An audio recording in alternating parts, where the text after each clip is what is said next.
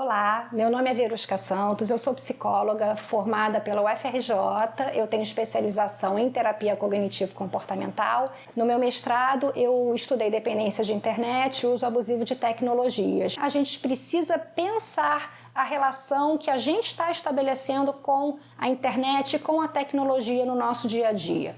Para a gente entender um pouquinho, então, vamos passar para as definições do que seria a dependência de internet. A gente diz que dependente de internet ou dependência de internet é a pessoa que não consegue manejar o tempo que ela gasta na web. São pessoas que não têm controle desse tempo gasto e que esse tempo gasto, essa falta de manejo de tempo, gera prejuízos sociais, ocupacionais, acadêmicos, relacionais, psicológicos e até neurológicos. E esses prejuízos são bastante importantes. Quando a gente fala também de dependência de internet, tem um outro conceito bastante importante para que vocês entendam. A gente falar de tempo não essencial. Por exemplo, vocês que estudam online, que veem vídeos e que fazem bastantes atividades online, o tempo que vocês gastam na internet fazendo essas atividades é um tempo que a gente considera essencial, porque a sua profissão é estudante. Então esse tempo não seria um tempo que você está usando de maneira não organizada, ou que isso não é um bom manejo do tempo e de uso da internet. Isso é usar a internet de um jeito saudável. O tempo que a gente fala não essencial é o tempo que você deveria estar praticando esportes, conversando com seus amigos, na praia, correndo, fazendo N outras coisas para se divertir, e você escolhe permanecer conectado na internet para se divertir. Então esse tempo não essencial é que é um tempo que a gente conta como um tempo que, se você excede, você pode ficar dependente de internet. Principais pontos para a gente considerar quando a gente fala de dependência de internet. Os dependentes de internet têm como principal relacionamento o computador. O computador e a internet são a relação central da vida dessas pessoas. São pessoas com poucos amigos, são pessoas que escolhem se divertir através da internet. Uma psicóloga americana chamada Kimberly Young, da Universidade de Pittsburgh, na Pensilvânia, ela classifica a dependência de internet, ela divide a dependência de internet em 5 subtipos, né? O dependente de sexo virtual, que são as pessoas que assistem pornografia online, os dependentes de relacionamentos, que são as pessoas que aí sim fazem o sexo virtual e todas as redes sociais, o Facebook e tantas outras, o WhatsApp inclusive, os compulsões online, as compras compulsivas, os jogadores compulsivos, os dependentes que a gente chama de sobrecarga de informação, que são aquelas pessoas que ficam navegando pela internet através de informações, e os dependentes de computador, que são os dependentes de jogos que rodam nos computadores. Então ela subdivide nesses 5 tipos. E ela criou alguns critérios diagnósticos, algumas situações que a gente precisa pensar para saber se a gente está dependente ou não. A primeira delas é a preocupação excessiva com a internet. Eu não estou na internet, mas eu fico pensando o tempo todo nela. Quando eu vou voltar? Será que aquela minha foto, aquela minha publicação recebeu muitas curtidas? O que será que postaram lá no grupo do WhatsApp? Eu estou o tempo todo com a minha cabeça preocupada em voltar para a internet. Pessoas que, ao saírem da internet, começam a perceber, que seria o segundo critério, começam a perceber que ficam ansiosas, que ficam irritadas, que ficam deprimidas. Esse seria o segundo critério. Pessoas que precisam estar conectadas, o terceiro critério, precisam ficar mais tempo conectadas na internet do que antes estavam para obter maior satisfação com a internet, que na classe de saúde a gente chama de tolerância. O quarto critério, pessoas que mentem aos familiares a respeito do tempo, a respeito do uso excessivo da internet. O quinto critério seria a pessoa exibir esforços repetitivos para diminuir o tempo online e não obter sucesso nisso.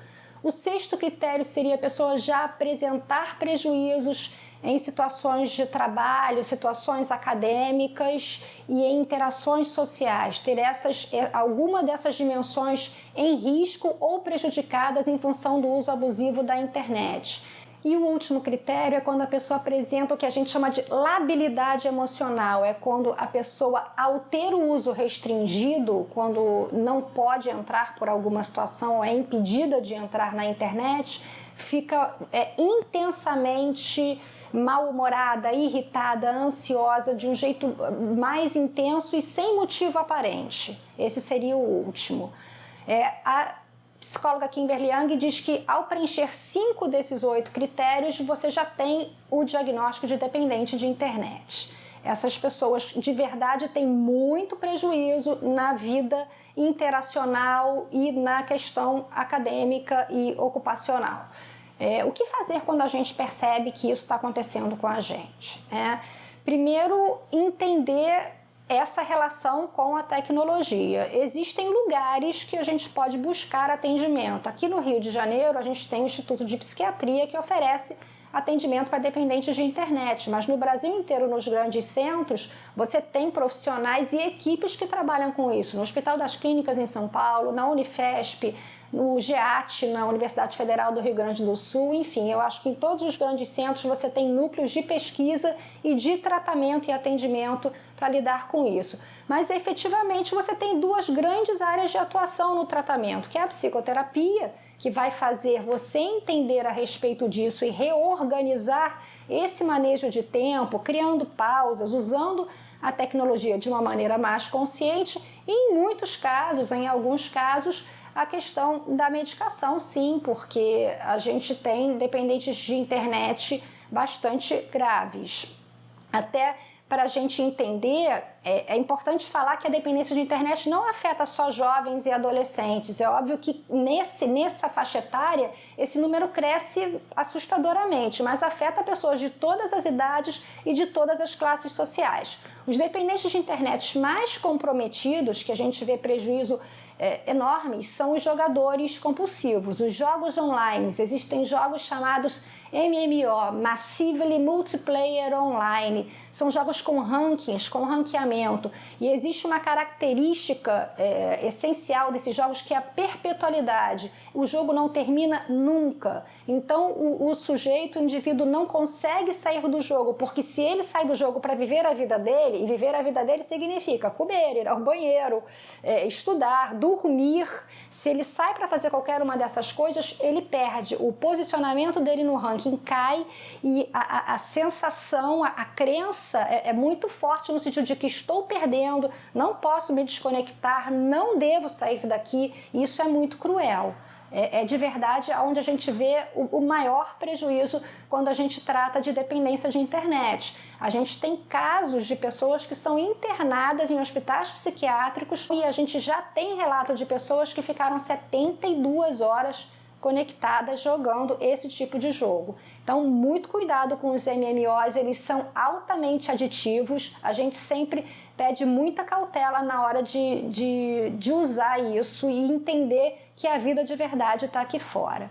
Então, existem alguns critérios também que a gente pode conversar e que pode ajudar você a ter um uso, a conseguir regular um pouco, a promover um uso um pouco mais consciente.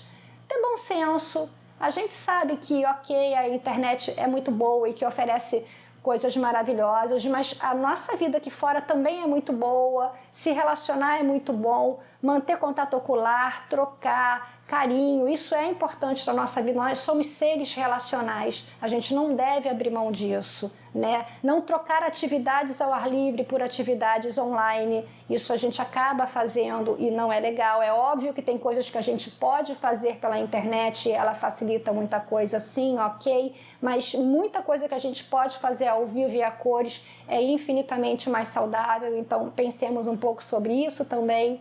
A questão de exercícios físicos, é importante que a gente se movimente, que a gente faça exercício físico, porque a internet deixa a gente muito sedentário, deixa a gente muito só ali na frente da tela. É importante que a gente crie pausas, que a gente não fique tempo demais ali porque a gente acaba acionando várias questões até de sistema nervoso. Vou explicar um pouquinho para vocês entenderem.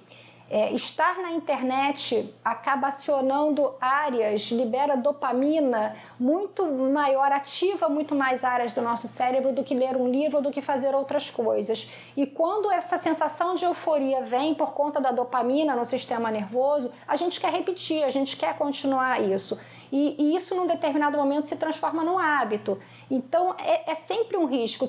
A internet tem um poder aditivo por conta disso e a gente precisa cuidar para que a gente não substitua outras situações que também podem ser prazerosas, mas que talvez não deem essa descarga dopaminérgica tão grande quanto o uso da internet. Então, é importante que a gente também pense sobre isso. Alguns estudos mostram isso claramente, a imagem é gritante das áreas que são ativadas quando a gente acessa a internet no nosso sistema nervoso central e das áreas que são ativadas quando, por exemplo, a gente lê um livro. Então, acho que é uma concorrência desleal e à medida que a gente entende isso, a gente se reorganiza para não deixar de fazer algumas coisas que não são tão atraentes quanto é permanecer na internet, né? E a gente também, esses mesmos estudos de imagem, mostram prejuízos na massa branca que envolve as funções executivas, que são quais? Atenção, foco, concentração. Então, para a gente que está estudando, ou que precisa de desempenho, ficar demais na internet, ser multitarefas, é uma coisa que não ajuda muito a gente, porque a gente já vê prejuízo em tomada de decisão, em capacidade de enfrentamento, em memória e em atenção. Isso já está registrado em estudos desde 2012. E o que a gente tem visto cada vez mais é uma associação grande também com TDAH, com ansiedade, com depressão. Então, os prejuízos estão aí e são claros. O TDAH é um transtorno de déficit de atenção com hiperatividade ou sem hiperatividade. Ele é um transtorno bastante comum na nossa sociedade, a gente tem um número de diagnósticos elevado. Quando a gente leva em consideração o diagnóstico do TDAH, a gente tem que ver a questão disso estar presente desde a infância e não isso aparecendo agora. Um grupo até do King's College está começando a pesquisar sobre TDAH de início tardio, onde as pessoas têm dificuldade de se concentrar, dificuldade de tomada de decisão, dificuldade de foco e de atenção. Esses são os principais sintomas do TDAH. Mas isso precisa estar presente desde a infância com algum prejuízo acadêmico, algum prejuízo de desempenho acadêmico na vida da pessoa. Então, o uso da internet exacerbado ajuda na história de produzir pessoas com menos foco, com menos atenção e menos concentração. Então, isso acaba virando um agente confundidor de se aquela pessoa é um usuário abusivo de tecnologia ou se ela de verdade tem TDAH.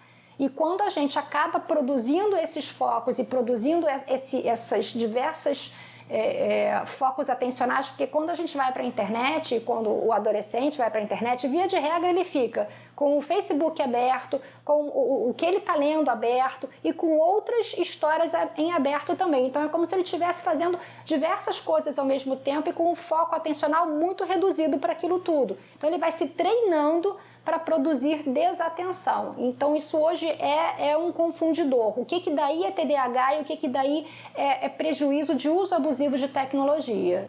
Estudos apontam também uma relação direta da dependência de internet com a depressão. A gente vê uma busca, as pessoas postando no Facebook situações de felicidade, de momentos fake, às vezes até produzidos falsamente para que consigam likes, para que consigam curtidas, que acabam gerando em outras pessoas, porque a questão da comparação, de você fazer, eu não consigo viajar tanto quanto aquela outra pessoa, eu não sou tão feliz quanto aquela outra pessoa, e isso vai aumentando a questão do isolamento social e essa comparação é muito ruim. Então você vê uma relação direta assim, de dependência de internet ou de uso abusivo com a questão da depressão, assim como tem também com a ansiedade.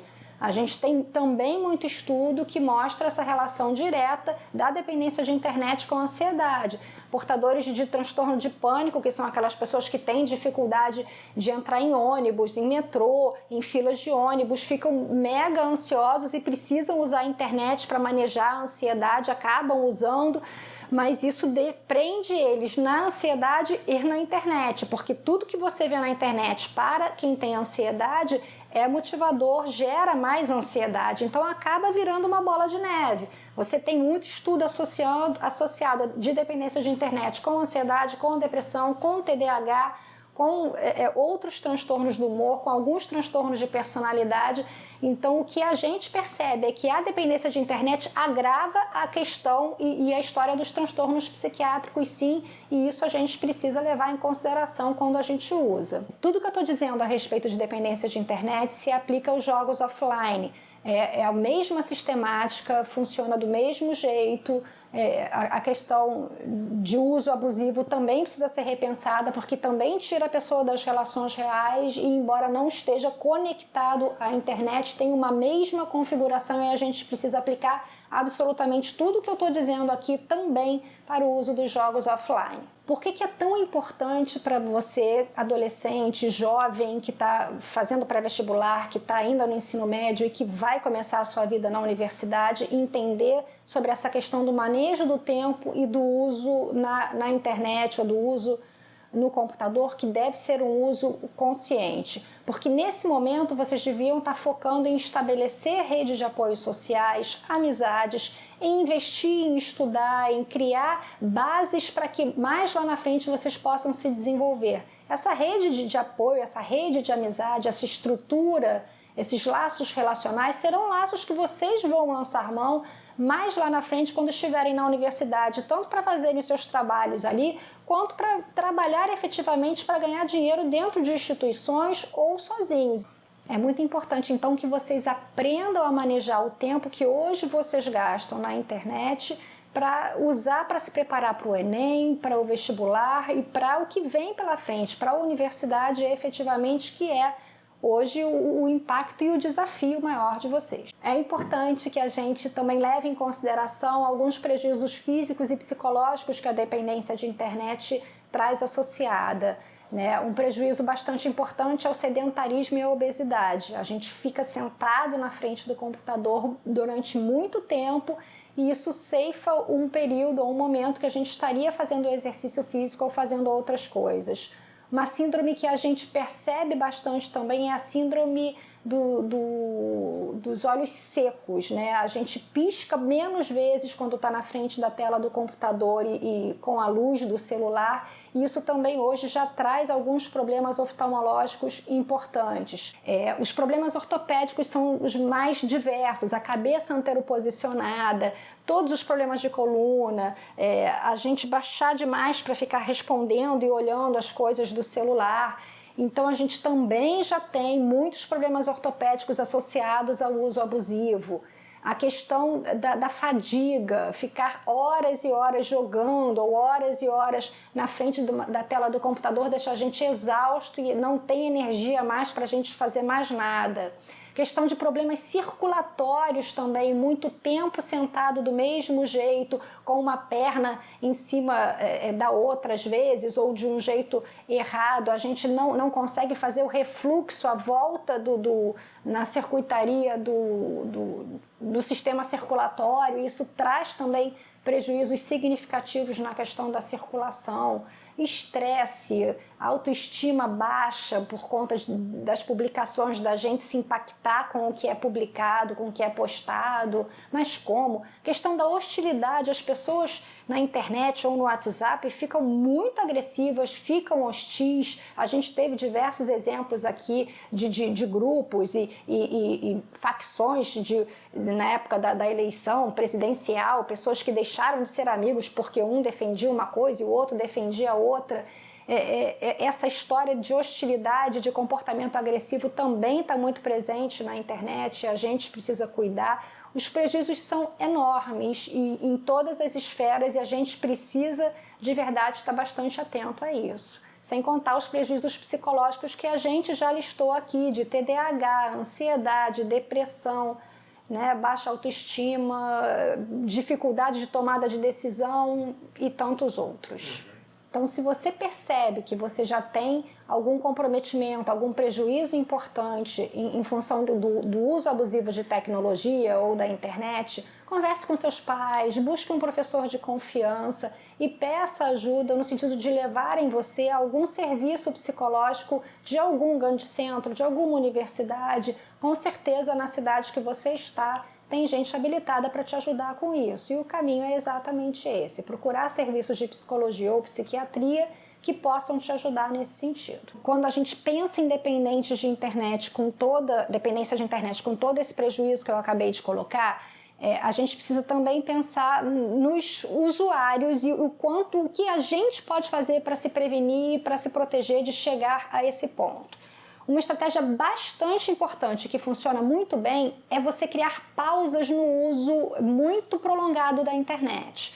Então, se está já 2 horas, já começou a sentir um desconforto na cadeira, começou a perceber que está um pouco cansado, faz uma pausa, faz um lanche, bebe uma água, liga para alguém, conversa ou conversa com alguém de verdade.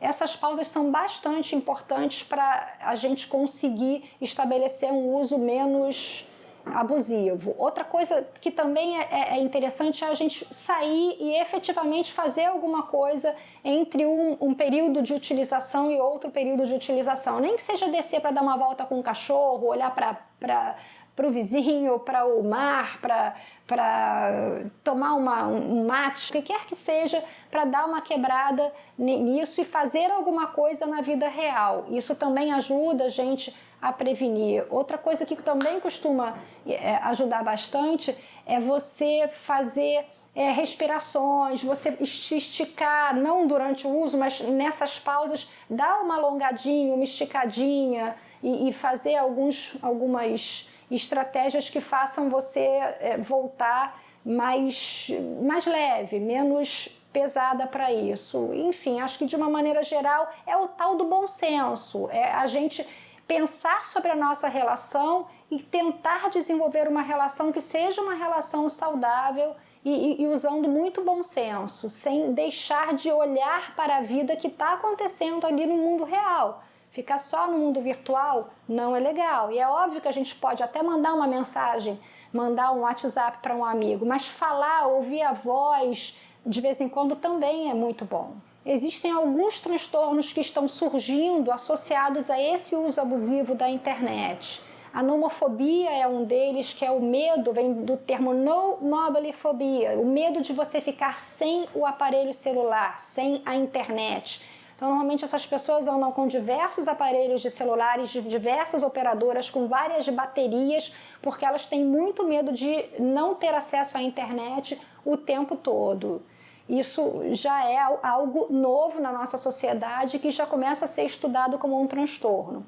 Um outro transtorno é a síndrome do toque fantasma, quando a pessoa fica achando que o aparelho está tocando, que estão entrando mensagens e o tempo todo ela fica olhando para o celular ou vai ao computador para ver se aconteceu alguma coisa diferente em termos de curtidas, em termos de publicações.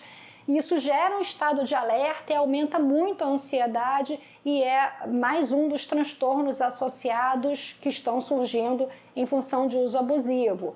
A gente tem a hipocondria digital, aqueles Dr. Google, como são chamados, pessoas que, porque apresentam um sintoma, vão à internet e buscam várias classificações e saem da internet certas de que tem alguma coisa muito grave, muito séria, e quando na verdade isso não é desse jeito.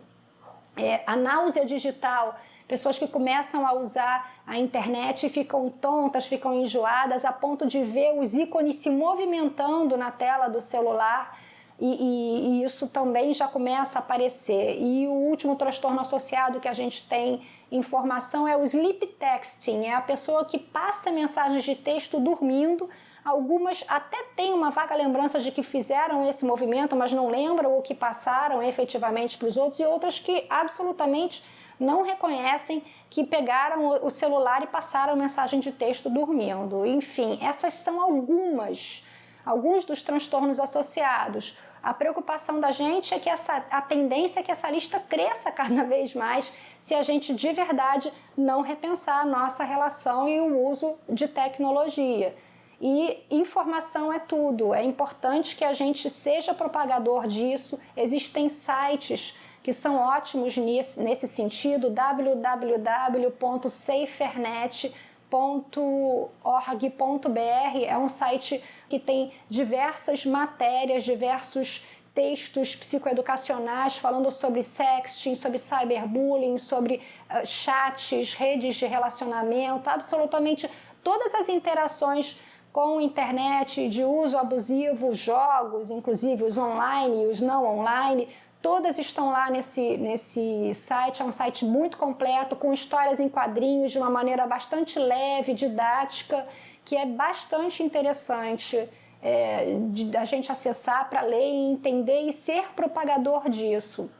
Tem também a Sociedade Brasileira de Pediatria, em outubro de 2016, lançou uma cartilha mais para os pais, escolas e profissionais de saúde, mas ela é bem interessante no sentido de orientar as pessoas a limitarem, a organizarem e estabelecerem um novo uso em relação à tecnologia. A gente precisa entender essa relação, tentar criar pausas, tentar criar uma utilização saudável, porque a internet é uma ferramenta de fato maravilhosa, ela revolucionou a nossa vida para o bem, mas se a gente usa muito errado ou se a gente começa a usar de um jeito não saudável, a gente acaba fazendo disso uma ferramenta ruim para a gente. Então vamos regular esse uso, vamos pensar conscientemente e sejamos propagadores para que a gente possa também ajudar, olhar para o nosso uso e olhar para o uso das pessoas que estão ao nosso redor para cada vez mais promover um uso consciente. Espero que você tenha gostado do nosso papo. Obrigada por assistir. Se você tiver alguma dúvida, se quiser conversar comigo, eu estou à disposição na minha página do Facebook, Verusca Santos Psicologia, e espero que a gente possa interagir mais por lá. Obrigada.